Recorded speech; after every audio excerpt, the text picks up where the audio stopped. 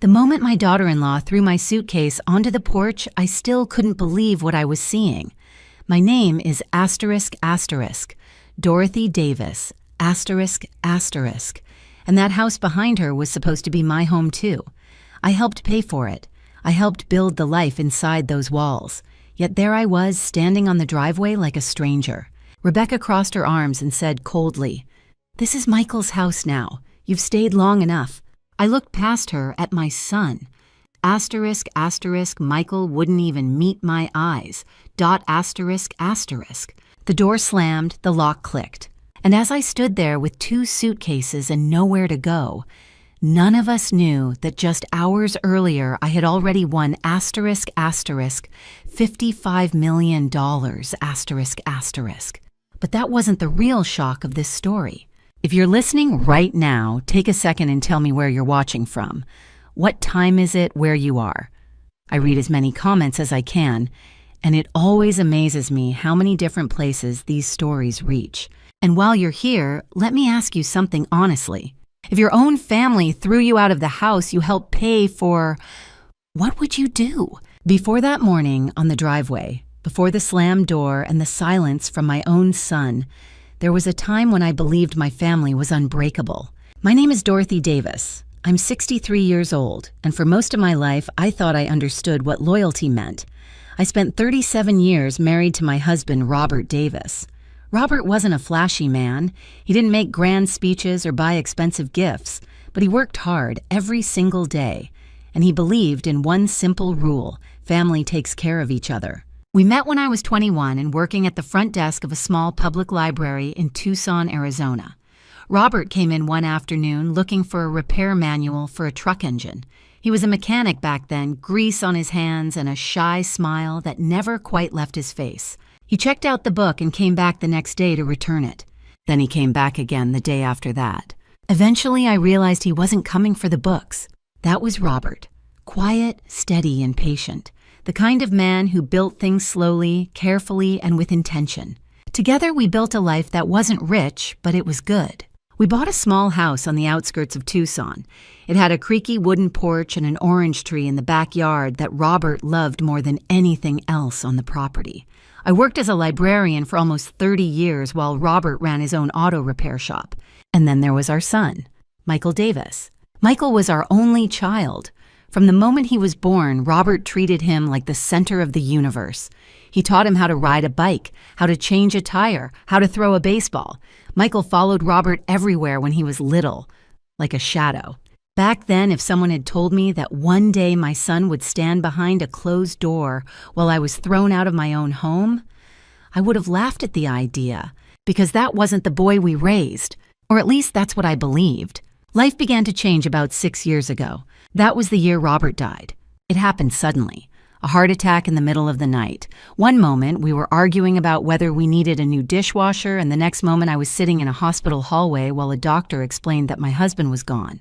Losing Robert felt like someone had removed the foundation beneath my life. For months, I moved through my days like I was walking through fog. Michael tried to help at first. He visited often, bringing groceries, fixing small things around the house, checking in on me. And one evening, about 8 months after Robert passed away, he sat across from me at the kitchen table and said something that would change everything. "Mom," he said gently, "you shouldn't be living alone anymore." I remember the way the evening sun came through the kitchen window and lit up the dust floating in the air. "I'm fine," I told him. But Michael shook his head. "No, you're not, and you shouldn't have to be." That was when he told me about the idea. He and his wife Rebecca had been thinking about buying a house in Phoenix. Something bigger, something closer to Michael's job. And maybe, just maybe, it would make sense if we lived together. You could have your own room, he said, your own space, and we'd all be there for each other. At the time, the idea sounded comforting. I had lived in the same house for 35 years. Every corner of it reminded me of Robert. Sometimes the memories were warm, but sometimes they were unbearable. Selling the house felt like closing a chapter. So I agreed. The house sold faster than I expected. The market was good, and Robert had taken excellent care of the property over the years. After paying off the remaining mortgage and expenses, I walked away with a decent amount of money. Not a fortune, but enough to help. Michael found a house in Phoenix about a month later. It was a 2-story place in a quiet suburban neighborhood, the kind of neighborhood where every lawn looked exactly the same and every mailbox stood in the same position along the curb. It had 4 bedrooms, a small backyard, and a bright kitchen that Rebecca absolutely loved. The price was higher than Michael and Rebecca could comfortably afford on their own, so I made an offer. "I can help with the down payment," I told them. Rebecca's face lit up instantly. Michael hesitated for a moment, but then he smiled too. The final number was a little over 60% of the down payment coming from my savings. But there was one detail that, looking back now, should have made me stop and think. The house was placed entirely in Michael's name. I still remember the conversation with the real estate agent. "Are you sure about that?" she asked gently. But I waved the concern away. "Of course," I said. "He's my son." Rebecca hugged me that day. "I'm so grateful, Dorothy," she said sweetly. "This means so much to us." At first, everything seemed perfect. The first few months were peaceful. Rebecca cooked big Sunday dinners. Michael and I watched baseball games together in the living room. Sometimes I even helped Rebecca in the garden. She called me Mom. She laughed at my stories about Robert, and I thought maybe this new chapter of life could actually be good. But little things began to change. Small things at first. Rebecca started making comments that seemed harmless on the surface. "Dorothy, maybe you could keep your things upstairs more." Or, "We're trying to create more privacy in the living room when we have guests." I tried to be understanding. After all, it was their home too. But over time, the tone of her voice shifted. The warmth disappeared. One evening, when Rebecca had friends visiting, she asked me quietly if I could eat dinner earlier in my room instead of downstairs. "It's just easier," she said. Michael said nothing. That was the first moment when I felt something inside the house begin to change. Something subtle. Something uncomfortable. At the time, I told myself it was just an adjustment period. Families go through phases. Living together can be complicated. But looking back now, I realize that was the moment the balance inside that house started to tilt. And once it started tilting, it never stopped. For a long time, I tried to convince myself that the tension inside the house was just temporary. Families go through difficult adjustments. That's what I told myself over and over again. Living together under one roof, especially across generations, was never going to be perfect. But slowly, almost invisibly, at first Rebecca began changing the atmosphere of the house. And the hardest part was that Michael seemed to let it happen. Rebecca had always been confident, even when I first met her years ago. She was organized, ambitious, and very particular about how things should be done. At the beginning, I admired that about her. She kept the house spotless. She planned meals carefully. She ran her small online business selling home decor items and seemed proud of her independence. But after we moved into the Phoenix house together, something about her attitude toward me began to shift. It started with small comments. One afternoon, I was folding laundry in the living room while Rebecca was working on her laptop at the dining table. She looked up and said casually, "Dorothy, do you think maybe you could do that upstairs?" I paused. "Oh, of course," I said, gathering the clothes. "I didn't realize it bothered you." "It's just that I'm trying to keep the common areas tidy," she replied. Her voice wasn't rude, not exactly, but it carried a certain sharpness that I hadn't noticed before. A few days later, she mentioned something else. "You know," she said, "while we were preparing dinner, most retirees travel or move into communities designed for seniors. They usually don't stay with their children forever." The words hung in the air between us. I remember standing there with a knife in my hand, halfway through slicing a tomato. "I'm not planning to stay forever," I said quietly. Rebecca smiled, but the smile didn't reach her eyes. "Well, of course not. I didn't mean it that way." But the message had already been delivered. Michael was in the room that evening. He heard everything. Yet he kept scrolling through his phone like he hadn't noticed the tension. At first, I believed he simply didn't want to get involved in small disagreements. But as the weeks turned into months, his silence started to feel different. It felt like avoidance. Another change happened when Rebecca began setting new house rules. She printed a small list and taped it inside one of the kitchen cabinets. At the top it said, "House Organization Guidelines." I remember staring at the list, trying to understand why something so simple made my chest tighten. One rule said that all personal items should remain in individual bedrooms. Another said that shared areas should only be used for family gatherings or scheduled activities. Scheduled activities. I almost laughed when I read that. Was I supposed to make an appointment to sit on the couch? One evening, Rebecca approached me with a polite smile. "Dorothy, I've been meaning to talk to you about something.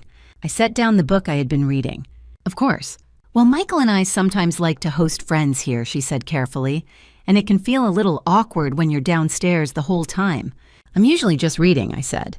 Yes, I know, she replied quickly, but maybe on those nights you could relax in your room, just so everyone feels comfortable. Comfortable. The word echoed in my mind. I nodded anyway. All right. Michael stood beside her during that conversation. He didn't say a word. After that, I began spending more time upstairs. I brought my books into my room. I started watching television there instead of in the living room. Sometimes hours would pass without me seeing either of them, and the house, the same house I had helped pay for, began to feel strangely unfamiliar. But the biggest argument hadn't happened yet. That came about 3 weeks before the morning I was thrown out. It was a Sunday afternoon. I had just come back from church, and Rebecca was sitting at the kitchen counter looking frustrated. Bills were spread across the table. Michael stood near the refrigerator, rubbing his forehead. What's wrong? I asked gently. Rebecca sighed dramatically. Expenses are higher than we expected this month. I stepped closer. Is everything okay? Rebecca tapped one of the papers. Utilities have gone up again, groceries too, and the mortgage payment is coming up. I still pay for groceries most weeks, I reminded her quietly. Rebecca gave a tight smile. Yes, but it's still a lot to manage. Michael finally spoke. We're just trying to figure things out. Something about the way Rebecca looked at me made my stomach twist. Then she said it. You know, Dorothy, if everyone contributes fairly, things become much easier. I frowned.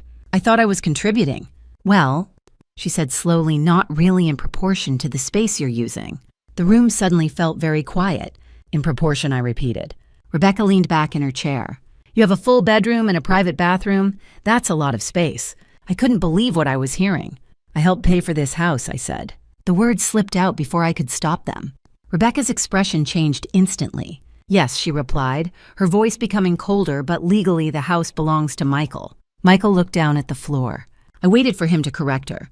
He didn't. That silence felt heavier than anything Rebecca had said. I turned toward him. Michael. He shifted uncomfortably. She's just talking about the monthly expenses, Mom. But Rebecca wasn't finished. We're just asking for fairness, she continued. Everyone should pull their weight. Pull their weight. After everything I had done. After selling my own home. After contributing the majority of the down payment. My hands began to tremble. I didn't realize I was a burden, I said quietly. Rebecca shrugged. That's not what I said, but it was exactly what she meant. That was the first night I lay awake wondering if I had made the biggest mistake of my life. And strangely enough, that same week, something else happened.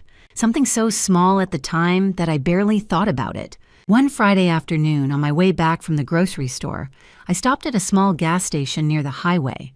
It was the same place Robert used to stop at every week. For decades, he had bought a lottery ticket there every Friday evening. Not because he expected to win, but because he liked the ritual. I remember standing at the counter holding a few dollar bills in my hand. The cashier asked casually, "Want to try your luck today?" I hesitated for a moment, then I smiled. Why not? I bought a single Powerball ticket. Just one. When I got back to the house, I slipped the ticket into my wallet and forgot about it completely. At the time, it seemed like the most insignificant decision in the world. I had no idea that tiny piece of paper would soon change everything.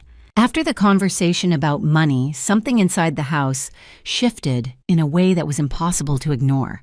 It was no longer just small comments or awkward silences. Rebecca had made it clear that in her mind, I was no longer part of the household. I was a financial problem that needed to be solved. And once that idea settled in her mind, everything else began to revolve around it. The following week, the atmosphere in the house felt colder than usual. Rebecca stopped pretending to be friendly. The polite smiles disappeared. Even the casual conversations we once had in the kitchen were gone. Instead, she spoke to me the way someone might speak to a temporary guest. Brief, polite, distant. Michael, on the other hand, became quieter than I had ever seen him.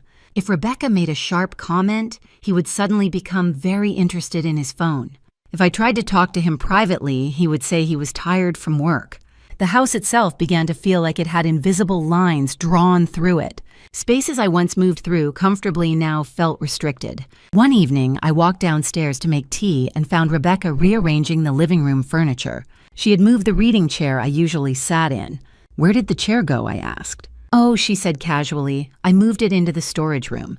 It was making the space feel cluttered." Cluttered. That chair had been there for months. "But I usually sit there in the evenings," I said. Rebecca shrugged. "You can always sit upstairs." I stood there for a moment, holding the kettle, trying to decide if it was even worth arguing about something so small. In the end, I simply nodded and returned to my room. That was how most of our disagreements ended. Not with shouting, but with quiet surrender.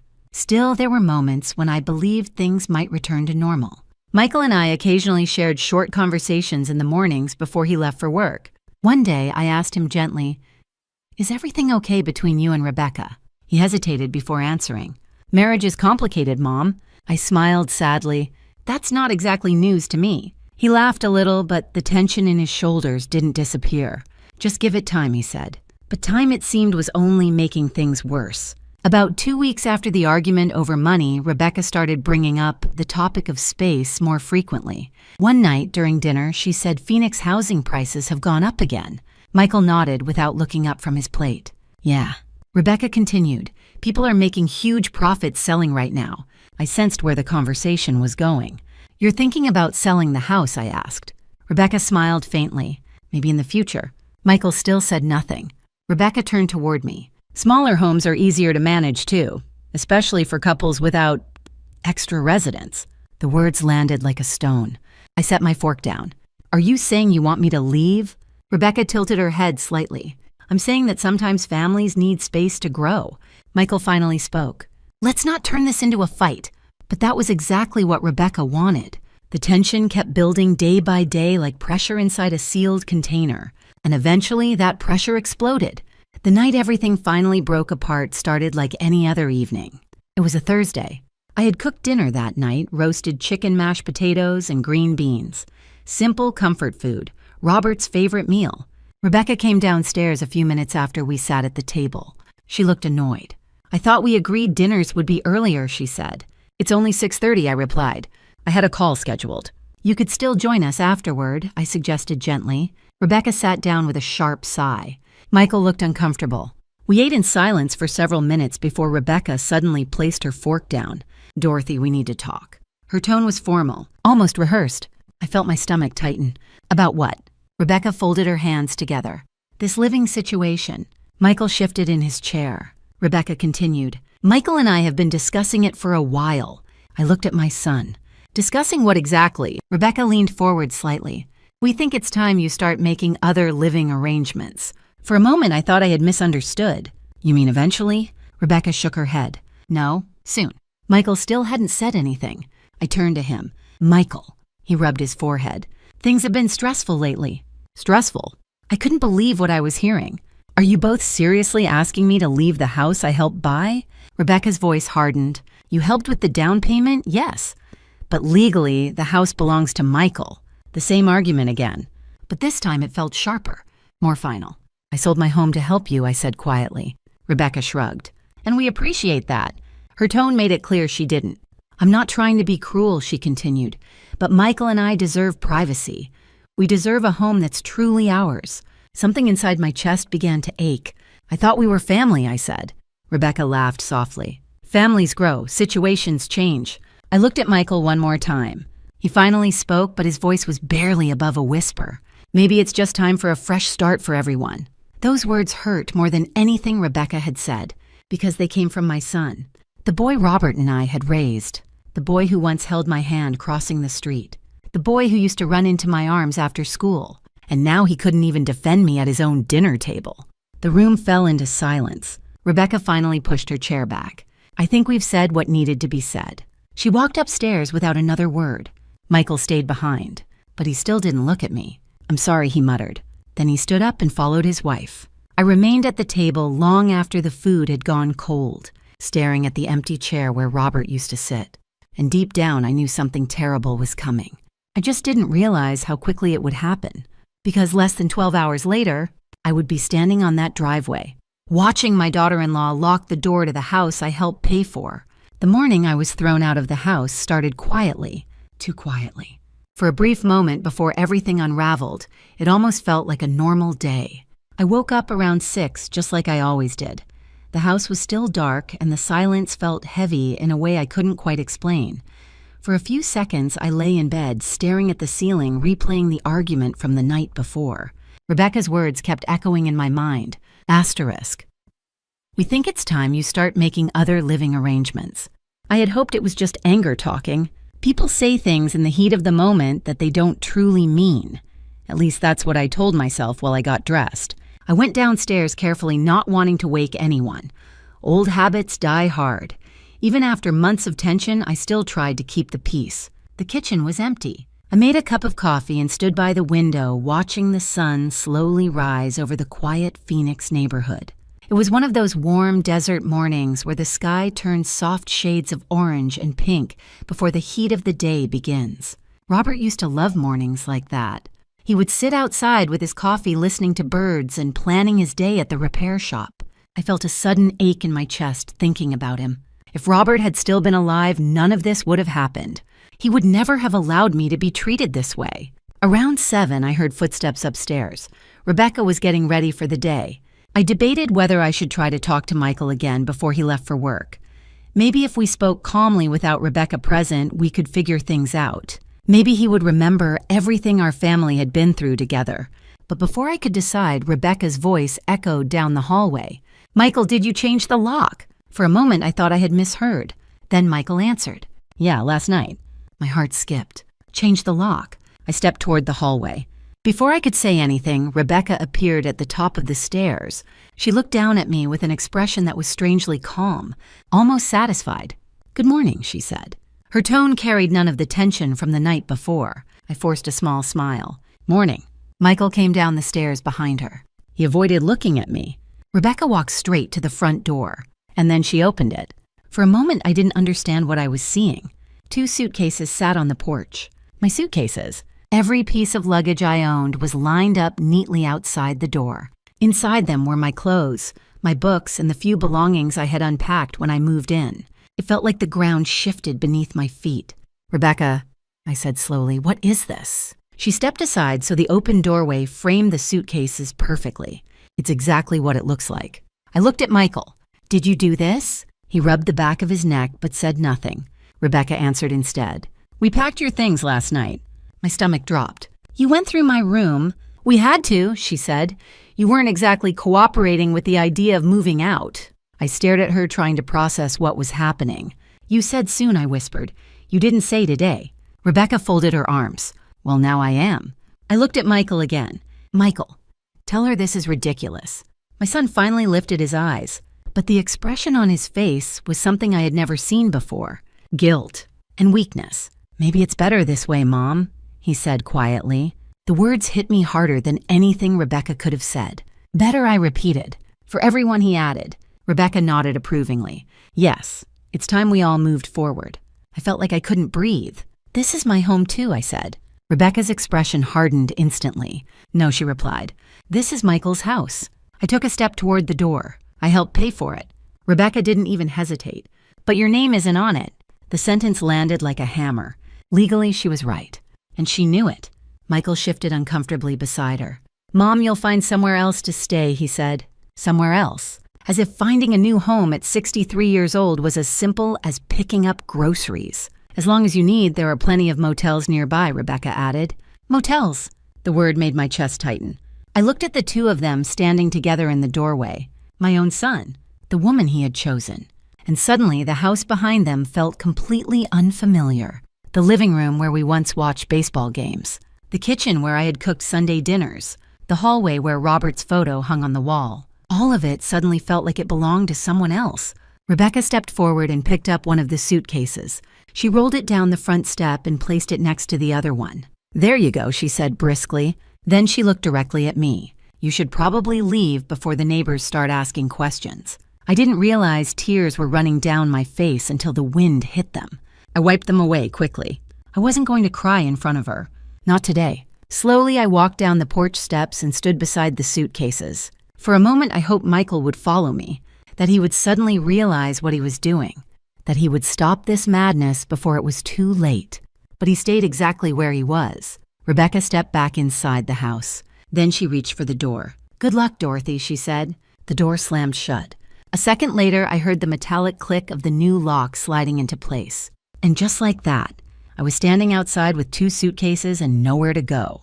The desert morning was already warming up. Cars passed quietly on the street. Somewhere a dog barked. Life in the neighborhood continued like nothing unusual had happened. But my entire world had just collapsed. I sat down on the curb beside my luggage, trying to steady my breathing. I had never felt so completely alone. And the strangest part, inside my wallet, tucked between a grocery receipt and an old photograph of Robert, was a small Powerball ticket. A ticket I had completely forgotten about. A ticket that, although I didn't know it yet, was worth $$55 million ***. For a long time, I simply sat on the curb. The morning sun climbed higher above the rooftops, and the quiet suburban streets slowly came to life around me. A man across the road walked his dog. A neighbor pulled out of their driveway in a silver SUV. Someone watered flowers near the corner of the block. Life moved forward as if nothing had happened, as if a 63-year-old woman hadn't just been thrown out of the house she helped pay for. My 2 suitcases sat beside me on the sidewalk. Everything I owned inside that house had been reduced to those 2 pieces of luggage. I stared at the front door, half expecting it to open again. Maybe Michael would come running out. Maybe he would realize what he had done and stop me before I left. But the door never opened. After about 15 minutes, I slowly stood up. Sitting there any longer would only make the humiliation worse if another neighbor noticed me. I grabbed the handles of my suitcases and started walking. The Phoenix sun was already heating the pavement, and the wheels of the luggage made a quiet rattling sound against the sidewalk. Every step felt heavier than the last. I had no plan, no destination. Just a vague idea that I needed to get somewhere, anywhere, before the weight of the moment crushed me completely. After a few blocks, I reached the main road where a small strip of businesses sat: a convenience store, a coffee shop, and a gas station. The same gas station where I had bought the lottery ticket the week before. I didn't even notice it at first. My mind was still spinning with the events of the morning. Instead, I focused on the coffee shop. I went inside and sat near the window, placing my suitcases beside the table. The air conditioning felt wonderful after the growing heat outside. The barista behind the counter smiled politely. "What can I get for you?" "Just a small coffee," I said. While she prepared it, I reached into my purse to find my wallet. My hands were still shaking slightly. Inside the wallet were the usual things: my driver's license, a few credit cards, a folded grocery receipt, and the lottery ticket. For a second, I stared at it without thinking. Then I remembered. The ticket I bought last Friday. It almost felt ridiculous to think about something so trivial after everything that had just happened. But my husband Robert's voice suddenly echoed in my memory. Asterisk. "Always check the ticket, Dorothy. You never know." Robert used to say that every week when he bought his. I let out a small, tired sigh. Well, I muttered to myself, why not? The barista set the coffee on the counter. "Here you go." "Thank you." I carried the cup back to my table and sat down again. The ticket felt strangely light in my fingers. The drawing had been 2 nights earlier. I pulled out my phone and opened the lottery website. The numbers appeared on the screen. For a moment, I hesitated. Then I looked down at the ticket. The first number matched. I blinked. "That's lucky," I murmured. I checked the second number. It matched too. My heart began to beat a little faster. "Okay," I whispered. The third number. Match. Now my fingers felt cold. I leaned closer to the phone screen, suddenly unsure if I was reading correctly. The fourth number matched. The fifth number matched. My breathing stopped. There was only one number left. The Powerball. I stared at the ticket. Then I stared at the screen. Then back to the ticket. The numbers were identical. All of them. For several seconds, my brain refused to process what I was seeing. That couldn't be right. There had to be a mistake. I checked again, one number at a time. Slowly, carefully, every single number matched. My coffee sat untouched on the table as the reality began to settle into my mind. $55 million. The jackpot. I had just been thrown out of my own home.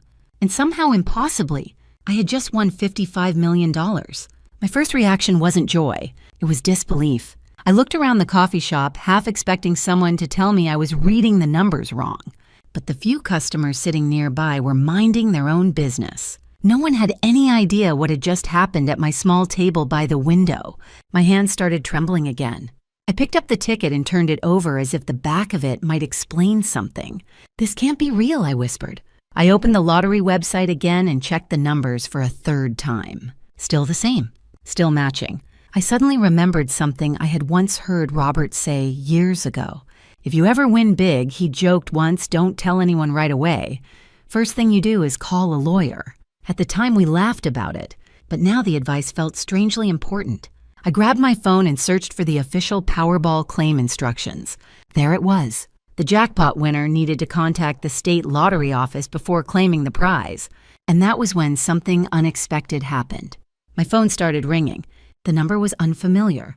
For a moment, I considered ignoring it. But curiosity got the better of me. I answered. "Hello." A professional voice spoke on the other end. "Good morning. May I speak with Dorothy Davis?" "This is Dorothy." "Miss Davis, my name is Ethan Brooks. I'm calling from the Arizona Lottery Commission." My heart nearly stopped. "I see. We have reason to believe that a winning Powerball ticket may have been purchased from the Shell station near East Bell Road last Friday." He continued. "That's correct," I said slowly. "Our system flagged the purchase time and location based on the ticket number. We're contacting possible purchasers to verify." I swallowed. "I believe I have the ticket." There was a brief pause. "Miss Davis," Ethan said carefully, "could you please read the numbers printed on the ticket?" My voice shook slightly as I read them aloud. When I finished, the line went silent for a few seconds. Then Ethan spoke again. "Miss Davis, yes, I believe you may indeed be holding the winning ticket." The words felt surreal. I looked down at my suitcase sitting beside the table. Less than an hour earlier, I had been sitting on a curb with nowhere to go. And now, according to the calm voice on the phone, I might be one of the richest people in the state. But strangely enough, the first thought that crossed my mind wasn't about the money. It was about the house, about Rebecca, about the moment she had locked the door in my face. And for the first time since that morning, a new feeling replaced the humiliation inside my chest. Not anger, not revenge, something quieter, something stronger, possibility. Because Rebecca and Michael believed they had taken everything from me. They believed they had pushed me out of my own life, but they had no idea that everything was about to change. After I hung up the phone with Ethan Brooks from the Arizona Lottery Commission, I sat very still in that coffee shop chair. The noise around me faded into the background. Someone laughed near the counter. The espresso machine hissed. A couple at the next table argued quietly about something on their laptop, but none of it felt real anymore. My entire life had just split into two moments, before that phone call and after it. I looked down at the small slip of paper in my hand. A Powerball ticket, the same kind Robert used to buy every Friday without fail. He never expected to win. For him, it was just a small ritual, something simple and hopeful in an otherwise ordinary week. And now, somehow, that little ritual had followed me into the most unexpected moment of my life. I whispered to myself, "Robert, can you believe this?" For the first time that morning, I almost smiled. But the smile quickly faded when I remembered the curb outside my former home. Rebecca's voice, Michael's silence, the sound of the door locking. The reality was still the same. I had nowhere to go. Winning the lottery hadn't magically solved that problem yet, at least not immediately. I took a slow sip of the coffee that had gone lukewarm while my life turned upside down. Then I opened the message Ethan Brooks had sent me while we were speaking on the phone. It contained detailed instructions for verifying the ticket and claiming the prize. There were several steps. First, the ticket had to be authenticated. Second, I would need to meet with officials from the Lottery Commission. Third, there were tax implications and legal protections to consider. And finally, the most important piece of advice repeated several times in bold letters. Do not publicly announce the win until you have consulted a financial advisor and an attorney. That part made perfect sense. The last thing I needed was my situation becoming public before I even understood what to do next. I folded the ticket carefully and slid it back into my wallet. Then I reached for my phone again. There was one person I needed to call, Lisa Grant. Lisa had been my closest friend for nearly 20 years. We met at the library where I worked.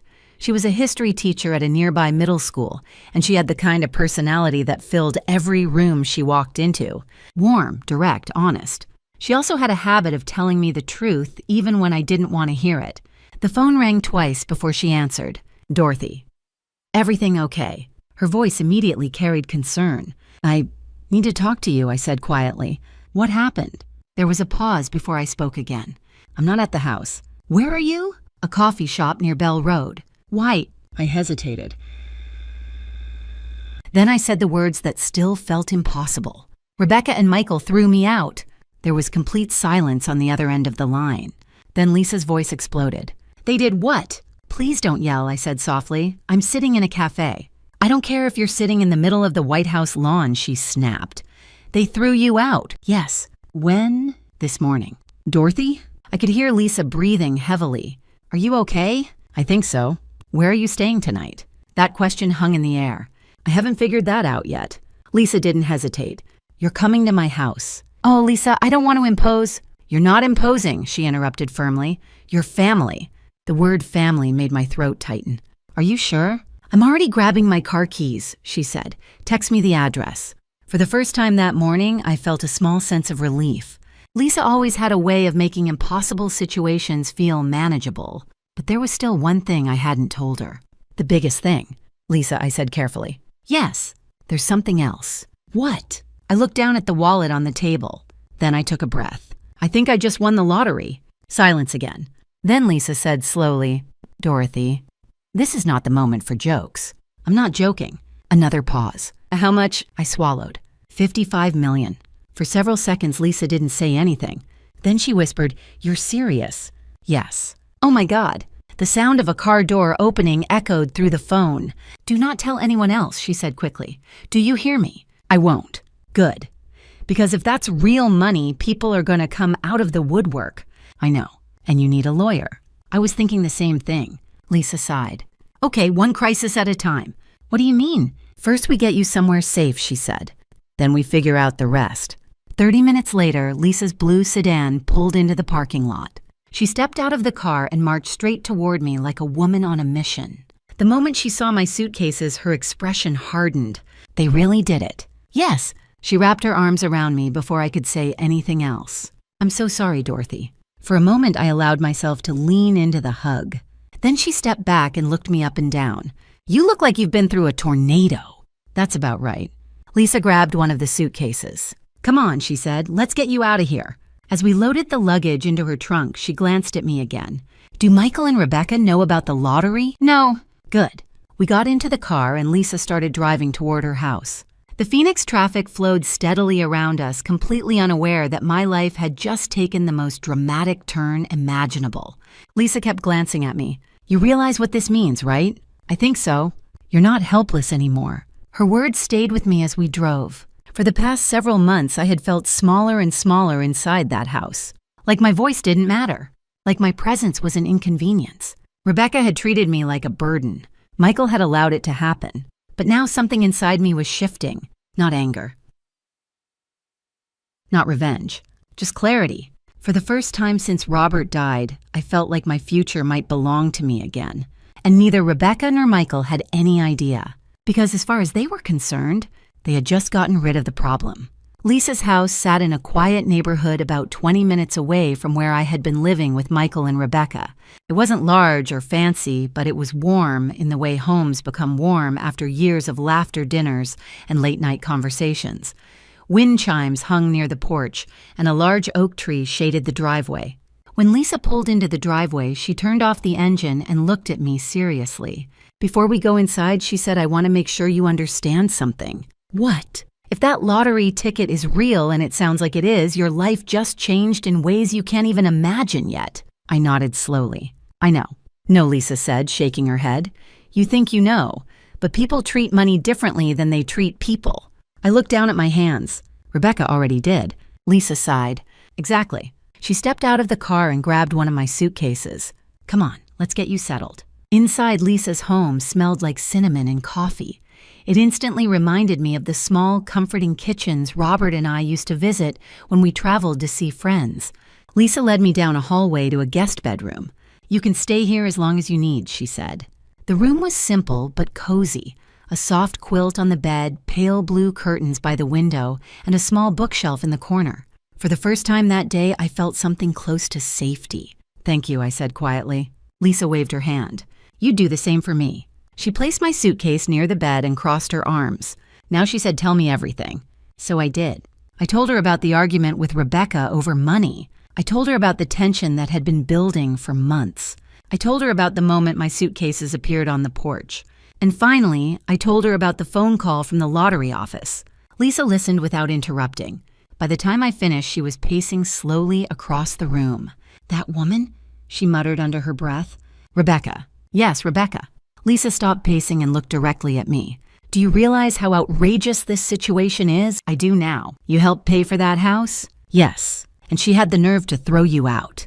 I shrugged tiredly. "My name isn't on the deed." Lisa narrowed her eyes. "That doesn't necessarily mean you have no rights." "What do you mean?" "I mean, money leaves a trail," she said. "Bank transfers, financial records, down payments. I hadn't thought about that." "Are you saying I might still have some claim?" "I'm saying you need to talk to a lawyer before assuming anything." As if on cue, my phone buzzed on the bed. It was a text message from Ethan Brooks. The message read, "Ms. Davis, we would like to schedule a meeting with you tomorrow morning to verify the winning ticket and discuss the claim process. Please confirm your availability." I showed the message to Lisa. "Well," she said, "looks like tomorrow just got interesting." A strange mixture of emotions washed over me. Excitement, fear, disbelief. "What if something goes wrong?" I asked quietly. Lisa shook her head. "You matched all 6 numbers. That doesn't just accidentally happen." Still, my stomach felt tight. The rest of the afternoon passed slowly. Lisa insisted that I rest while she made lunch, but I found it impossible to relax. Every time I closed my eyes, I saw Rebecca standing in that doorway. "You've stayed long enough." The words still stung. Around 5 in the evening, Lisa sat beside me on the couch with 2 cups of tea. "You're thinking about them again," she said. I nodded. "Michael, mostly." Lisa sighed. "I don't understand him." "Neither do I. When did he become the kind of man who lets his mother be treated like that?" I didn't have an answer. Maybe grief had changed him. Maybe Rebecca had more influence than I realized. Or maybe something I hated admitting.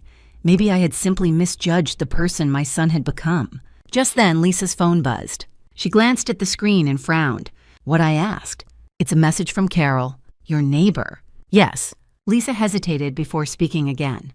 "She says she ran into someone earlier today." "Who?" "Rebecca." My chest tightened. What did she say? Lisa read the message silently before looking back at me. "Rebecca was telling people you moved out." I felt a strange chill. "Moved out?" "Yes." Lisa shook her head slowly. "She told Carol that you decided to leave because you wanted more independence." I stared at her in disbelief. "That's not what happened." "I know.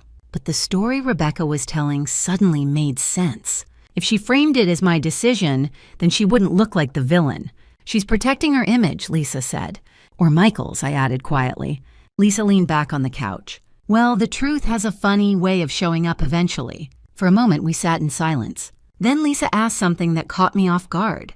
"Do you plan to tell Michael about the lottery?" I thought about that. About the look on his face that morning.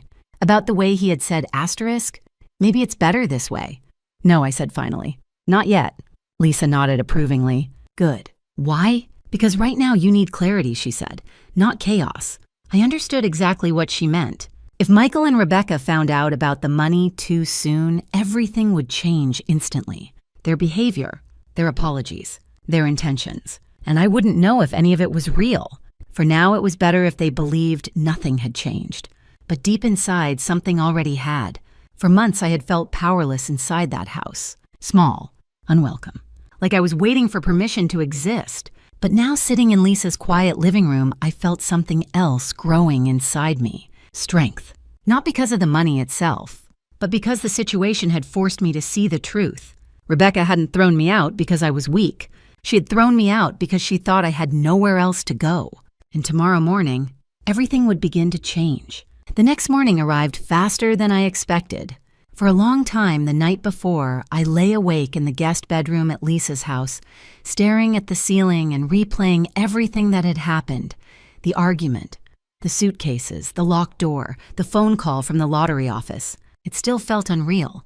At one point, I even got out of bed, turned on the lamp, and opened my wallet again just to make sure the ticket was still there. It was. That tiny piece of paper suddenly felt more valuable than anything I had ever held in my life.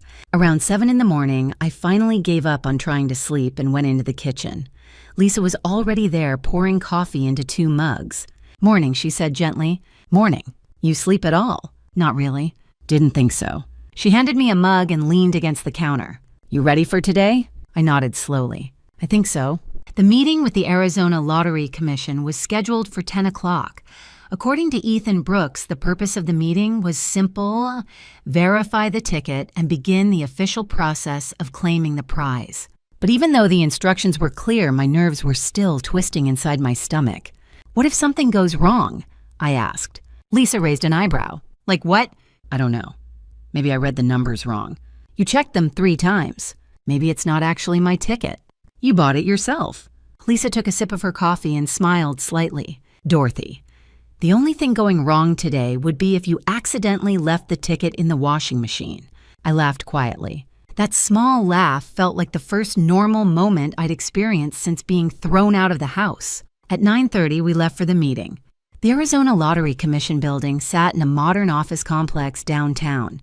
Tall glass windows reflected the bright desert sunlight, and a small sign near the entrance displayed the official state logo. Lisa parked the car and turned toward me. Do you want me to come inside with you? I thought about it. Yes. Good, she said, because I wasn't planning to sit in the parking lot anyway. Inside the building was quiet and professional.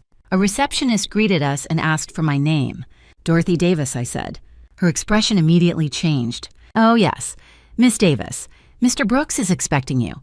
Within a few minutes, a tall man in a navy suit approached us from the hallway. Miss Davis, that's me. He extended his hand. I'm Ethan Brooks. We spoke on the phone yesterday. His handshake was firm but polite. Thank you for coming in. Ethan led us into a conference room with a long wooden table and several chairs. Another woman sat at the far end with a laptop and a stack of paperwork. This is Sandra Patel, Ethan said. She handles claim verification. Sandra smiled warmly. Congratulations in advance, Miss Davis. Let's take a look at your ticket. My heart began to pound again. I reached into my purse and carefully removed my wallet. Then I slid the ticket across the table. Sandra picked it up and examined it closely. She scanned it with a small handheld device. For several seconds, the room was completely silent. Then the scanner beeped. Sandra looked at the screen and smiled. Well, she said calmly, this appears to be the winning ticket. I felt a wave of emotion rush through me. Relief, shock, and something else. Something I hadn't expected. Freedom. Ethan sat down across from me. Miss Davis, congratulations. You are officially the winner of the $55 million Powerball jackpot. Even hearing the words spoken out loud didn't make them feel entirely real. Lisa squeezed my hand under the table. Sandra began explaining the next steps. The advertised jackpot is $55 million, she said. However, winners typically choose between a long-term annuity or a lump sum payment. What's the difference, I asked. The annuity is paid over 30 years, she explained. The lump sum is paid immediately, but is smaller due to taxes and adjustments. And how much would that be, I asked quietly. Sandra glanced at her laptop. After federal taxes and other deductions, the lump sum would be approximately $32 million. $32 million. Even saying the number in my head felt overwhelming. Ethan leaned forward slightly. Before we move forward, there's another important topic we should discuss. What's that? Privacy. I frowned slightly. Most states allow lottery winners to remain anonymous through legal trusts or financial entities, he explained. We strongly recommend that option. Lisa immediately nodded. That sounds smart, Ethan continued. Public winners often receive enormous attention requests for money, media interviews, distant relatives appearing out of nowhere. I thought about Rebecca, about Michael, about how quickly people's behavior could change once money entered the picture. Yes, I said firmly. I'd like to stay anonymous. Excellent, Ethan said. He then handed me a folder filled with documents. These are preliminary forms. You don't need to sign anything today, but you should review them with an attorney. That word again. Attorney. Almost as if the universe wanted to push me in the same direction over and over. Ethan seemed to read my thoughts. If you don't already have a lawyer, he said we can provide a list of reputable financial attorneys who specialize in lottery claims. Lisa glanced at me. You definitely need one. I nodded. Yes, I think I do. The meeting lasted about another hour. By the time we left the building, the Arizona sun was blazing high above the city. I stood on the sidewalk outside the lottery office and looked at the sky. $32 million. The number still felt surreal. Lisa turned to me. Well, what? How does it feel to be a millionaire? I thought about the question. But strangely enough, my mind wasn't focused on luxury cars or vacation homes. Instead, I was thinking about the past few months, about how small I had felt in Michael's house, about how easily Rebecca had pushed me out. They believed I had lost everything.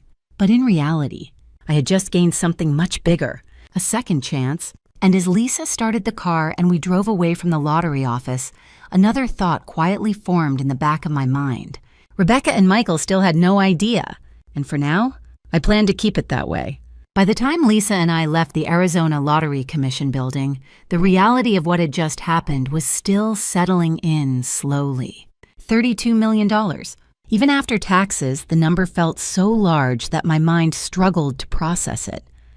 Just 2 days earlier, I had been worrying about whether I could afford groceries if I had to live alone again, and now suddenly money was no longer the problem. But strangely enough, the first thing I wanted to do after leaving the building wasn't celebrate. It was think. Lisa must have sensed that because she didn't speak much as we drove away from downtown Phoenix. The quiet hum of the car engine filled the space between us while the city slowly passed by outside the windows. Finally, after a few minutes, she glanced over at me. So she said carefully, "What are you thinking?" I looked out the window at the passing traffic. "I'm thinking about how quickly everything changed." Lisa nodded. "Life does that sometimes. But Rebecca and Michael still think I'm the same person they threw out yesterday." "That's true, and part of me wants to keep it that way for a while." Lisa smiled slightly. "That might actually be the smartest thing you've said all day." I turned toward her. "You agree?" "Of course I do," she replied. "If they find out right now, their behavior will change instantly." She paused before continuing. "And you won't know what's genuine anymore." I knew exactly what she meant. Rebecca had already shown me how easily respect could disappear when someone believed you had nothing left to offer. If she suddenly believed I was wealthy, her attitude would transform overnight. And that kind of transformation wouldn't mean anything. "I want to see who they really are," I said quietly. Lisa gave a short laugh. "Dorothy, I think you already know." Maybe she was right, but part of me still wanted answers. When we arrived back at Lisa's house, she parked the car and turned toward me again. "First step," she said, "lawyer." I nodded. Ethan Brooks had given us a list of financial attorneys who specialized in high-value lottery claims. Lisa spread the list across the kitchen table. "These are all experienced," she said, "but we should pick someone who understands asset protection." I read through the names slowly. One name caught my attention: Andrew Collins. His firm was located only a few miles away, and according to the notes, he specialized in financial structuring and estate protection. Lisa noticed where my finger had stopped. "You like that one?" "Yes." "Then let's call." Within an hour, we had scheduled an appointment for the next morning. That evening, for the first time in days, I allowed myself to relax a little. Lisa cooked pasta for dinner, and we sat on her back porch while the sun slowly disappeared behind the desert hills. The air cooled just enough to feel comfortable. "You know," Lisa said thoughtfully, "there's another angle to all of this." "What do you mean?" "The house." I looked up. "What about it?"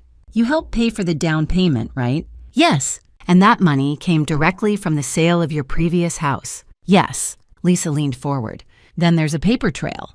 I hadn't thought about that before. "Even if your name isn't on the deed," and she continued, "financial contributions can still matter legally." "You think I might still have rights?" "I think a good lawyer would want to look at those documents." That idea stayed with me for the rest of the night. Not because I wanted revenge, but because I suddenly realized something important. Rebecca hadn't just asked me to leave. She had forced me out of a house that my own money helped create. The more I thought about it, the less fair it seemed. The next morning, Lisa and I arrived at Andrew Collins' office. His firm occupied the 10th floor of a modern glass building overlooking downtown Phoenix. Inside, everything looked polished and professional. A receptionist guided us into a spacious office where a man in his mid-40s stood to greet us. "Dorothy Davis?" he asked. "Yes, I'm Andrew Collins." He shook my hand firmly and gestured for us to sit. "I understand you recently had quite an unusual week."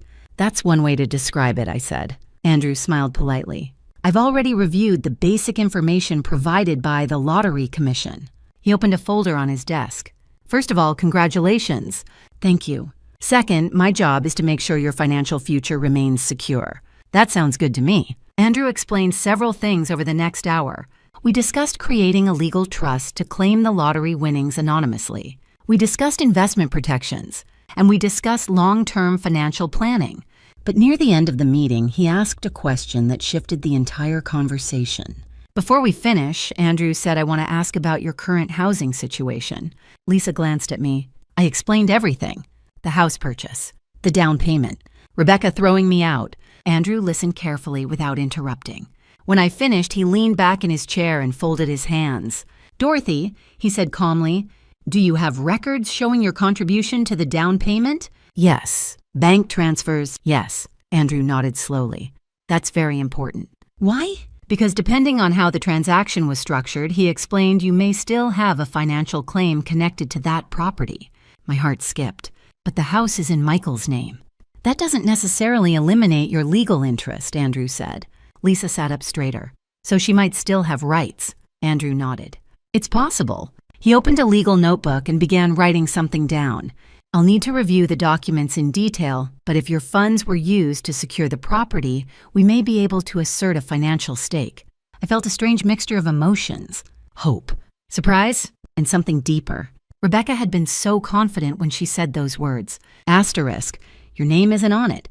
But now, that certainty suddenly didn't look quite as solid. Andrew closed the notebook and looked at me again. "For now, I recommend patience." "What do you mean?" "Don't contact them yet," he said. "Let's gather the financial records first." Lisa smiled slightly. "That sounds like a plan." Andrew nodded. "Once we confirm the documentation, we can decide the best course of action." As Lisa and I left the building, the Arizona sun was shining brightly again. The city looked exactly the same as it had 2 days earlier. But everything about my life had changed. Rebecca and Michael believed they had closed the door on me forever. But they didn't know something important. The story between us wasn't finished yet. The following week became one of the strangest periods of my life. On the surface, everything looked calm. I stayed at Lisa's house, sleeping in the small guest bedroom with the pale blue curtains. We drank coffee in the mornings, watched television in the evenings, and tried to pretend life had simply taken a temporary detour. But beneath that quiet routine, several very important things were happening. Andrew Collins and his legal team were working, and the more information they uncovered, the clearer one fact became. Rebecca had made a very big mistake. 3 days after our meeting, Andrew called me in the afternoon. "Dorothy," he said, "I've reviewed the financial records you provided." "Okay. And I think you'll find the results interesting." Lisa, who was sitting across the kitchen table from me, immediately leaned closer when she heard the tone in his voice. "What did you find?" I asked. Andrew spoke calmly. "The down payment for the house came directly from your personal account." "Yes. And the funds were transferred to the escrow company during the purchase process." "That's correct." He paused briefly before continuing. "This establishes that you contributed a substantial portion of the purchase price." Lisa's eyes widened. "That's what we thought," she whispered. "But here's the key detail," Andrew continued. "The transaction was not documented as a gift." I frowned. "What does that mean?" "It means there is no legal record showing that you intended to give that money to Michael without retaining an interest in the property." My heart began to beat faster. "So what does that mean for me?" "It means," Andrew said carefully, "that we may be able to establish what's known as a constructive trust." Lisa leaned forward. "And that means," Andrew explained patiently, "in simple terms, the court may recognize that you hold an equitable interest in the property because your funds helped acquire it. In other words, part of the house might legally belong to me." I sat back in my chair stunned. Rebecca had sounded so certain when she said my name wasn't on the deed. But she had overlooked something very important. Money leaves records. "Andrew," I said slowly, "are you saying I could actually claim part of the house?" "It's possible," he replied. "Would that mean forcing them to sell it?" "Potentially." Lisa covered her mouth with her hand. "Oh my God." But Andrew wasn't finished. "There's another detail you should know," he added. "What?" "I checked the county property records this morning, and the house has recently been listed for sale." I blinked. "Listed?" "Yes." Lisa grabbed my arm. "They're selling it already." "That appears to be the case," Andrew said. I felt a strange wave of emotions rise inside me. Shock, disappointment, and something else. Confirmation. Rebecca hadn't just wanted me gone. She had wanted the entire house. "They probably assumed they could sell it quickly," Lisa muttered. Andrew agreed. "That's common in this market."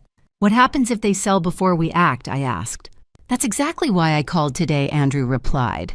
"There are legal options we can pursue immediately." "What kind of options?" A notice of equitable claim, he explained. In simple terms, it informs potential buyers that there may be a dispute over ownership. Lisa's eyes lit up. So no one will want to buy it. Exactly. Andrew's voice remained calm and professional. The goal isn't necessarily to create conflict, it's to protect your financial interest. I thought about that for a moment. Rebecca had told me I had no rights, but the truth was starting to look very different. Let's do it, I said. Very well, Andrew replied. I'll begin preparing the paperwork. After the call ended, Lisa stared at me with a mixture of amazement and satisfaction. Well, she said slowly, this story just took a turn. I guess it did. Rebecca probably thinks she's about to make a huge profit on that house. Probably, but she forgot something very important. What's that? Lisa smiled. Subtunta, you. That evening, curiosity got the better of me. I opened my laptop and searched for the house online. It didn't take long to find the listing.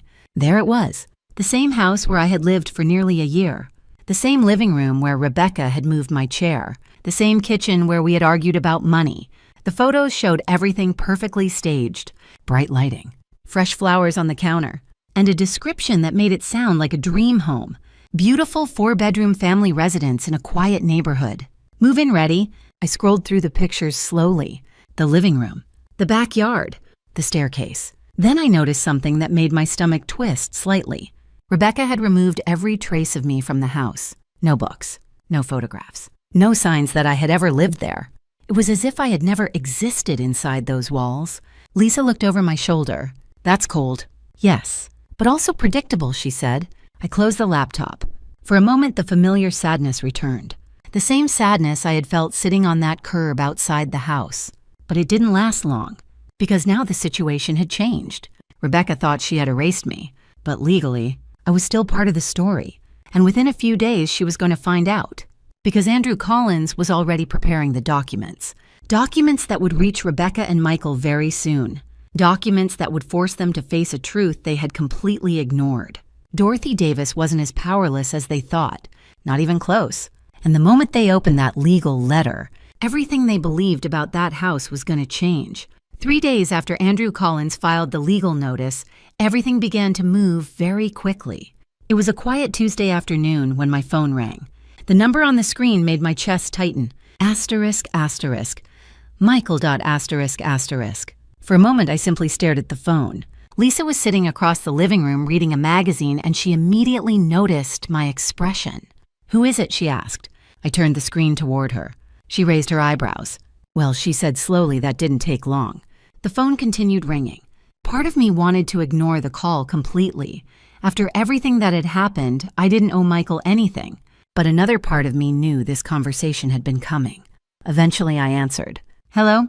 There was a pause before Michael spoke. Mom, his voice sounded strained. Yes. I just got a letter from a law firm. My heart remained steady. I see. It says something about a legal claim on the house. Yes. Silence filled the line for a few seconds. Then Michael said something that surprised me. Is this a mistake? No. Another long pause. I don't understand, he said finally. You used your money for the down payment, I explained calmly. Yes, but nothing, I said gently. That money created a financial interest. Michael sounded confused, but Rebecca said. I know what Rebecca said. He didn't finish the sentence. Instead, he asked the question I had been expecting. Why didn't you tell us? I took a slow breath. Would it have mattered? Michael didn't answer, and that silence said everything. A moment later, another voice appeared in the background. Rebecca. What's she saying? I heard her ask sharply. Michael lowered the phone slightly, but I could still hear them. She says the money gave her legal interest, he replied quietly. That's ridiculous, Rebecca snapped. A few seconds later, Michael returned to the call. Mom, Rebecca wants to talk to you. Of course she did. I heard the phone change hands. Then Rebecca's voice came through the line. Her tone was completely different from the last time we spoke. Dorothy, she said. It was the first time she had used my name without an edge of sarcasm. Yes, there must be some misunderstanding. I don't believe so. Well, she continued carefully. Michael and I were planning to discuss things with you before selling the house. That was interesting. Because according to the listing I had seen online, they had already decided. You didn't mention that the morning you threw me out, I said. Rebecca hesitated. That situation escalated faster than we expected. Escalated. The word almost made me laugh. You packed my belongings and changed the locks. Yes, but... And you told me to stay in a motel. Rebecca's voice tightened slightly. Dorothy, I think we can resolve this calmly. It was amazing how calm she suddenly wanted to be. 3 days earlier, she had been perfectly comfortable slamming the door in my face. Now she sounded almost polite. That would have been nice earlier, I replied. Rebecca ignored the comment. The house is currently listed for sale, she said. I know, and we have already received interest from buyers. I'm aware. She took a slightly sharper tone. If you proceed with this claim, it could complicate the sale. That's correct. Another pause. Rebecca lowered her voice slightly. What exactly do you want? The question hung in the air. For the first time since the call began, I allowed myself to lean back in the chair. I want fairness, I said. Rebecca exhaled slowly. Dorothy, we're family. The word sounded strange coming from her. Families don't usually throw each other out of the house, I replied. That statement seemed to hit harder than anything else I had said. Rebecca remained quiet for several seconds. Then she tried a different approach. Michael didn't want things to happen that way. That caught my attention. Oh, he felt pressured, she said. I wondered if Michael was standing beside her listening. Rebecca, I said calmly, Michael is an adult. He was just trying to keep peace in the house. That's not what it felt like when the door locked. Rebecca didn't respond immediately. When she spoke again, her voice sounded noticeably softer. Look, maybe we made mistakes. That was the closest thing to an apology she had offered. But the words still felt carefully chosen. What kind of resolution are you expecting, she asked. That depends, I said. On what? On whether we're discussing this honestly. Rebecca didn't like that answer. I'm being honest. Then let's start with the truth. What truth? You wanted me gone, I said. Silence. You believed I had no leverage. More silence.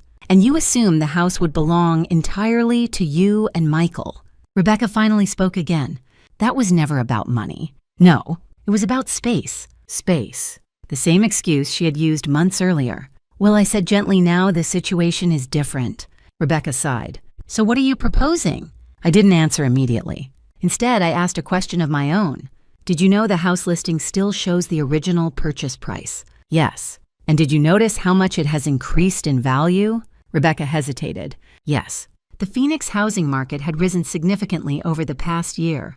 The property was now worth hundreds of thousands more than when we purchased it. If the house sells, I said calmly, I expect my share of the value. Rebecca's voice grew tense again. That could be complicated. That's why lawyers exist. The conversation continued for another 10 minutes, but the tone had completely changed. Rebecca was no longer speaking like someone in control. She was negotiating. And when the call finally ended, Lisa looked at me with wide eyes. Well, she asked. I set the phone down slowly. They're nervous. Lisa grinned. Good. But the truth was the situation had reached a new stage. Rebecca and Michael had finally realized something important. The woman they had pushed out of their house was no longer powerless. And this time the door wasn't closing on me. It was opening in a completely different direction. After the phone call with Rebecca, the atmosphere inside Lisa's house felt different. For the first time since everything began, the balance of power had shifted. Rebecca knew it. Michael knew it. And deep down, I knew it too. Lisa was the first to break the silence after I placed my phone on the table. Well, she said slowly, that sounded very different from the last conversation you had with her. I nodded. Yes. Funny how respect suddenly appears when lawyers get involved. Her comment made me smile faintly. But the truth was more complicated than that. Rebecca wasn't showing respect. She was showing caution. And those two things were very different. Later that evening, Andrew Collins called again. I assume you heard from them, he said. Yes. Rebecca. Yes. That was expected.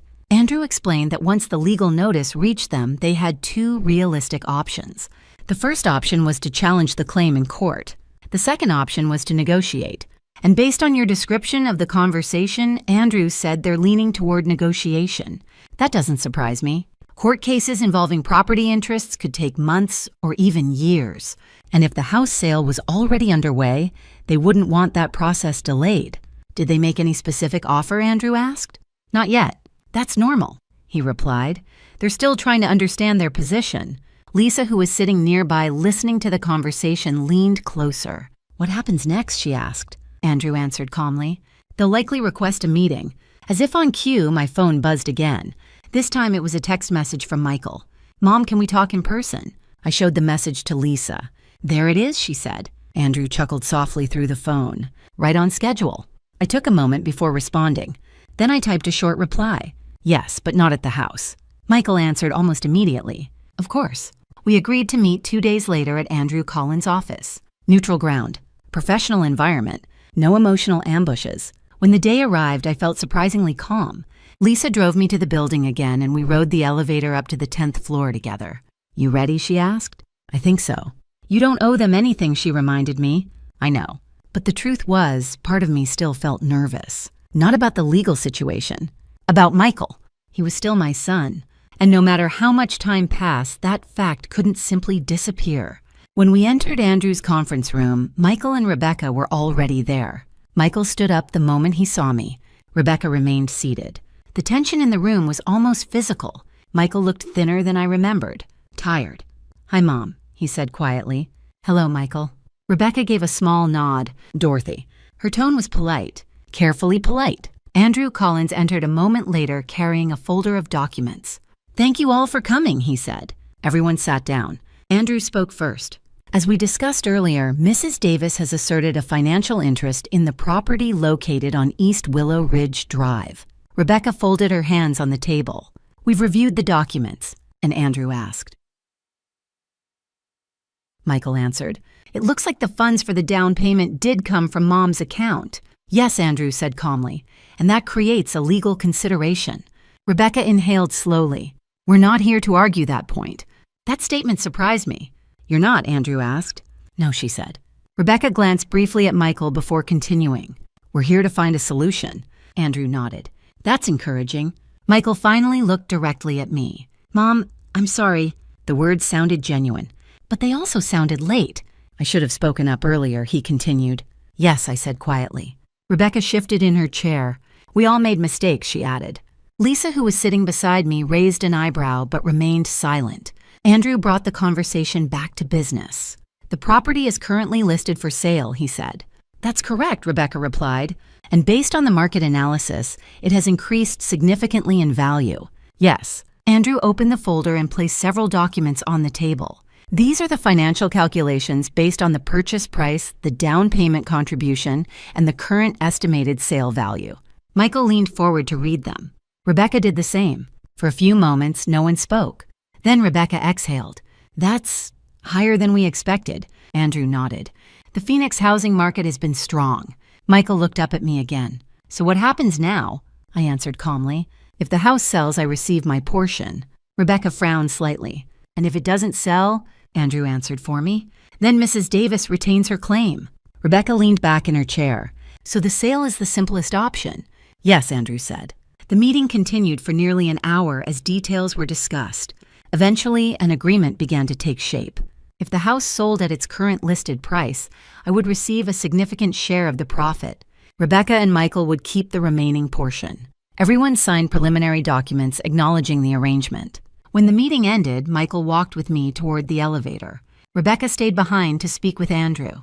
For a moment, Michael and I stood alone in the hallway. I didn't think things would end up like this, he said quietly. Neither did I. He looked down at the floor. Rebecca thought the house belonged entirely to us. I know, but I should have handled things differently. Yes, I said again. Michael looked at me carefully. Where are you staying? With Lisa. Are you okay? I thought about the question. 2 weeks earlier, the answer would have been very different. Yes, I said. I'm okay.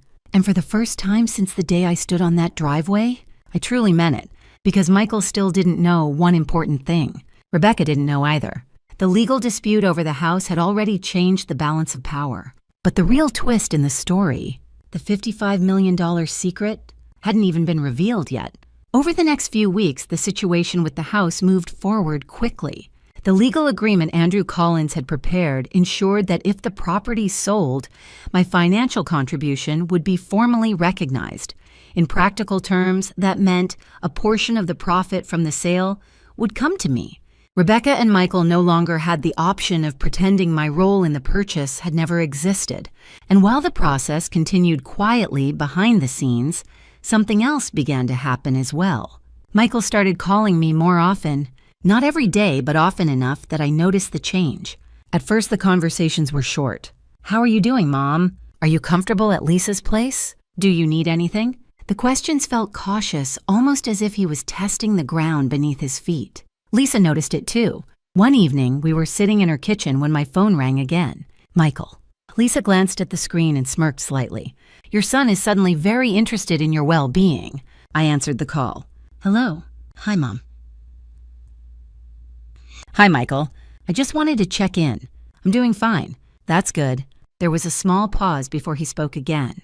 I've been thinking a lot about what happened. I didn't respond immediately. Michael continued. I should have stopped Rebecca that morning. Yes, I said quietly. I know. He sounded sincere, but sincerity doesn't erase consequences. I don't expect you to forgive me right away, he added. I'm not sure what forgiveness looks like yet, I replied. The line went silent for a moment. Then Michael said something unexpected. The house had its first showing yesterday. Oh, several buyers came through. That's good. If it sells quickly, we can settle everything sooner. I nodded even though he couldn't see me. That would probably be best. After we hung up, Lisa watched me thoughtfully. He sounds nervous. He is. Good. I laughed softly. You really don't like Rebecca? Lisa shrugged. I don't like people who throw 63-year-old women out of their homes. That was fair. Over the following days, the real estate agent began reporting increased interest in the property. Phoenix housing demand was strong, and the house's location made it appealing to several buyers. Andrew kept me updated. If things continue this way, he said during one phone call, we could have an offer very soon. And he was right. Less than 2 weeks later, Michael called again. We received an offer, he said. Already? Yes, it's close to the asking price. That's good news. Rebecca's voice appeared faintly in the background. She wants to know if you're willing to accept it, Michael said. I smiled slightly. That's what the agreement says. I know, and I'll honor it. Michael sounded relieved. Thank you. The sale process moved quickly after that. Within another week, the buyer finalized the paperwork and the closing date was scheduled. When the transaction was completed, the financial distribution followed the legal agreement Andrew had negotiated. The amount that came to me was significant. Not life-changing on its own, but meaningful. Rebecca and Michael kept their portion as well. Technically, everything had been resolved. Yet one truth remained hidden. Michael still believed the house settlement was the largest financial change in my life. He had no idea what had happened the morning after he threw me out, and neither did Rebecca. A few days after the closing, Michael called again. Mom, he said carefully, Rebecca and I were wondering if you might want to come by for dinner sometime. The invitation hung in the air. Lisa, sitting across from me, silently mouthed the word asterisk. Seriously, asterisk. I almost laughed. Dinner, I repeated. Yes. There was an awkward pause before he added, we thought it might help repair things. Repair. That was an interesting choice of words. Michael, I said gently, the house is sold. I know. So the situation has changed. Yes. But relationships don't repair themselves overnight. I understand. Rebecca's voice again appeared faintly behind him. Michael hesitated before continuing. Rebecca says she's sorry too. I wasn't surprised she had chosen to say that through him instead of directly. Tell her I appreciate the message, I said. And the dinner, he asked. Maybe someday. Michael didn't push further. Okay. When the call ended, Lisa leaned back in her chair. They suddenly want family dinners again. Apparently. That's convenient timing. She was right. But something inside me had shifted over the past few weeks. When I first sat on that curb outside the house, I felt powerless. Now I felt something completely different. Clarity. Rebecca had believed she was closing the door on me forever. Instead, she had opened the door to a completely new chapter of my life. And in that chapter, I was no longer dependent on anyone. That evening, I called Andrew Collins. There's one more thing I'd like to discuss, I said. What's that? He asked. I'd like to begin setting up a charitable foundation. For what purpose? I smiled. In my husband's name. Andrew sounded pleased. That's a wonderful idea. For community education programs, I continued. Robert always believed in helping people learn new skills. That can absolutely be arranged. After the call ended, Lisa looked at me curiously. You're already planning philanthropy. Yes. With the house money. I hesitated for a moment. Then I smiled. Not exactly. Lisa narrowed her eyes. What does that mean? I leaned back in my chair. Let's just say the house settlement isn't the biggest financial story here. She stared at me for a moment. Then realization slowly spread across her face. Oh my God. Yes. Michael still doesn't know. No. Rebecca either. No. Lisa burst out laughing. Dorothy Davis. You might be the most patient woman I've ever met. Why do you say that? Because when they finally learn the truth, she shook her head. That's going to be the biggest twist of this entire story. And she was right. Because very soon, Rebecca and Michael were going to discover something that would change everything they thought they knew, not just about the house, but about me. About 3 weeks after the house officially sold, my life had already begun to settle into a rhythm that felt very different from the one I had known before. I was still staying with Lisa temporarily, but Andrew Collins had already helped me begin searching for a home of my own. Not something large or extravagant, just a quiet place where I could start fresh. For the first time since Robert passed away, I felt like my future wasn't tied to someone else's decisions. It was my own again. And with that realization came something else. Peace. Not the loud celebratory kind of happiness people imagine when they hear about lottery winners. A quieter kind. The kind that grows slowly when you finally understand your own strength. One afternoon, about a month after the house sale, Michael called again. Mom, he said, Rebecca and I were wondering if you might want to come by this weekend. For what? Dinner. I smiled slightly. You really want that dinner, don't you? Michael laughed nervously. We're trying. I could hear the sincerity in his voice this time. All right, I said. Really? Yes. There was a pause on the line as if he hadn't expected me to agree. That would mean a lot. So that Saturday evening, I drove to the restaurant where Michael and Rebecca had made the reservation. Not their house. A restaurant. Neutral ground. Lisa insisted on driving me there. You sure you want to do this? She asked while pulling into the parking lot. Yes. You're stronger than I am, she said. Why? Because if someone threw me out like that, the only dinner I'd attend would involve throwing bread rolls at them. I laughed. Let's hope it doesn't come to that. Inside the restaurant, Michael stood as soon as he saw me. Rebecca followed a moment later. Hi, Mom, Michael said. Hello. Rebecca gave a polite nod. Dorothy? For the first few minutes, the conversation felt slightly awkward. We talked about small things. Weather, work, the house sale. Eventually, Michael cleared his throat. I know we've said this before he began, but I want to say it again. He looked directly at me. I'm sorry. Rebecca nodded. So am I. The words were simple, but they felt more genuine this time. I appreciate that, I said. Michael looked relieved. You deserve better than how we handled things. Yes, I said gently. I did. Rebecca took a sip of water before speaking again. We were under a lot of stress financially, she explained. I understand. But that's not an excuse. No, it wasn't. But hearing her admit that felt different than the careful negotiations we had during the legal process. Dinner continued. Slowly the tension faded. Not completely, but enough that we could speak without the heavy anger that had once filled every conversation. Eventually, Michael leaned forward slightly. There's something I've been meaning to ask you. What's that? How are you managing financially now? The question wasn't rude, just curious. After all, from Michael's perspective, the house settlement had helped me, but it hadn't transformed my life entirely. At least not in the way he imagined. I'm doing well, I said. That's good. I've also been working with Andrew Collins on some financial planning. Michael nodded. That's smart. Rebecca seemed thoughtful. What kind of planning? I took a breath. I've decided to start a charitable foundation. Michael smiled. That sounds like something Dad would have loved. It's named after him. The Robert Davis Foundation. Yes. Rebecca looked impressed. That's wonderful. For a moment, the conversation paused. Then Michael asked the question that had been quietly circling the table all evening. How are you able to do all this so quickly? I looked at both of them, and I realized something important. This was the moment when the final piece of the story would finally appear. I suppose I said calmly, there's something I never told you. Michael frowned slightly. What do you mean? The morning you asked me to leave the house? Rebecca shifted in her seat. Yes. That same morning, I discovered something. Michael leaned forward. What? I folded my hands together on the table. I had purchased a Powerball ticket a few days earlier. Rebecca blinked. Okay. And when I checked the numbers? Michael's eyes widened slowly. No way. I smiled gently. Yes. Rebecca stared at me in disbelief. You mean, I won? Michael's voice barely came out. How much? 55 million. The table fell completely silent. Rebecca's mouth opened slightly. Michael leaned back in his chair like the air had suddenly left the room. You're serious, he whispered. Yes. For several seconds, neither of them spoke. Then Michael shook his head slowly. You're telling me. The day we threw you out. You had already won $55 million. That's right.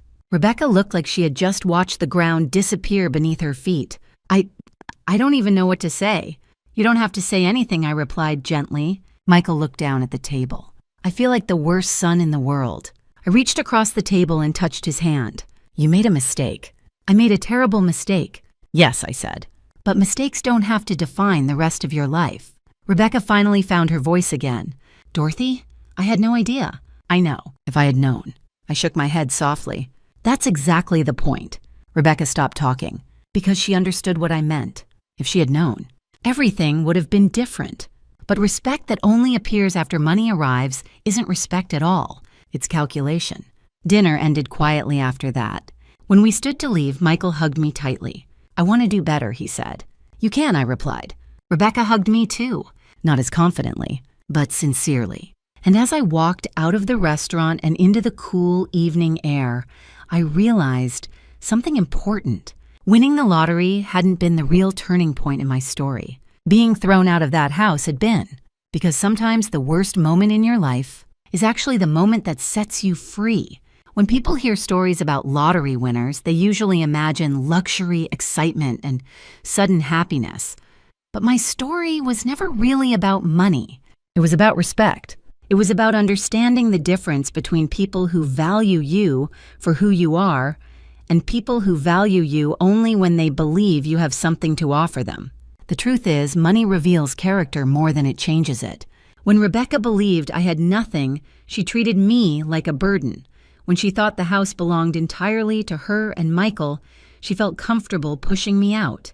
But when the situation changed, when lawyers became involved, when the house sale became complicated, and when the truth about the lottery was revealed, suddenly the conversation shifted. And that shift taught me something very important. True family isn't built on convenience. It's built on respect. Forgiveness is possible, but it requires honesty and accountability. Michael and I are still rebuilding our relationship. That process will take time, patience, and effort from both of us. But the most important thing is that the boundaries are now clear. And as for the money, much of it will go toward helping others through the Robert Davis Foundation, because my husband always believed that the best measure of success wasn't what you kept for yourself. It was what you gave back. Now I'd love to hear from you. If you were in my situation, standing on that driveway with 2 suitcases after your own family threw you out, what would you have done? Would you have walked away forever? Would you have confronted them? Or would you have handled things differently? Share your thoughts in the comments. I read as many as I can, and your perspectives always make these stories even more meaningful. And if stories like this move you, surprise you, or remind you how strong people can be, even in their darkest moments, don't forget to like the video and subscribe. Because sometimes the most powerful stories are the ones that start with someone being told they have nothing left.